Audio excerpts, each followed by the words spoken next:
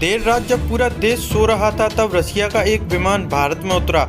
युद्ध को भी एक साल ही पूरा हुआ है कि रूस भारत पहुंच चुका है। खबरों के मुताबिक इस जहाज में रूस के विदेश मंत्री सर्गेई लावरोव थे। रूस के विदेश मंत्री को भारत में आते ही यह तय हो गया है कि आगामी समय में भारत में कई कूटनीतिक आतिशबाजियां होने वाली हैं। G20 की बैठक के लिए बड़े बड़े देशों के विदेश मंत्री भारत पहुँच रहे हैं। इस बैठक से पहले कई ऐसे ऐलान हुए हैं जिन्हें सुनकर आप हैरान हो जाओगे। विदेश मंत्रियों की बैठक में पहले चीन और जापान के ऐलान से माहौल गर्मा गया है। आने वाले कुछ दिन भारत के साथ साथ महत्वपूर्ण होने वाले हैं, क्योंकि यह भारत के लिए बड़ी कूटनीतिक परीक्षा होने वाली है। आपको बता दें कि मार्च में G20 देशों के विदेश मंत्रियों की बैठक हो रही है। इस बैठक में कई पश्चिमी देश रूस का इंतजार कर रहे हैं ताकि वो उस पर हमला कर सकें, और इस बैठक में अमेरिका चीन भी आमने सामने होंगे, जो जासूसी गुब्बारे को लेकर एक दूसरे से भिड़ चुके हैं।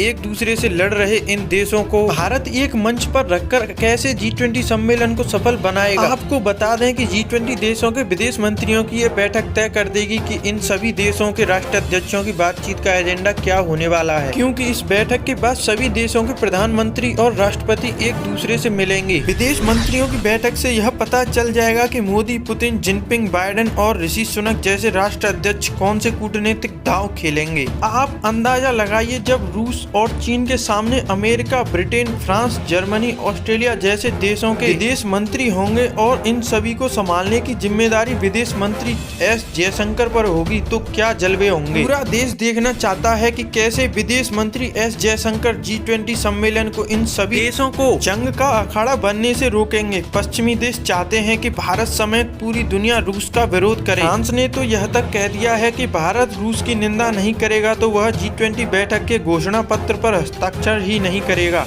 जापान ने भी अचानक कह दिया है कि वह G20 बैठक में शामिल नहीं हो पाएगा। अब इसके पीछे क्या कारण है ये अभी तक साफ नहीं है। अब बयानों के इस जाल में विदेश मंत्री एस जयशंकर को ही रास्ता निकालना है। रूस ने पहले ही कह दिया है कि पश्चिमी देश G20 मंच का दुरुपयोग कर सकते हैं। रूस ने कहा है कि सम्मेलन में व्यापार, जलवायु परिवर्तन, विकास और कृषि जैसे मुद्दों को ही उठाना चाहिए, लेकिन पश्चिमी देश इस सम्मेलन को यूक्रेन की तरफ मोड़ना चाहते हैं। रूस ने कहा है कि पश्चिमी देश भारत पर भी दबाव बना रहे हैं कि वो रूस का विरोध करे। वैसे आपको बता दें कि इस सम्मेलन में रूस यूक्रेन युद्ध के अलावा अमेरिका चीन का विवाद भी हावी हो सकता है।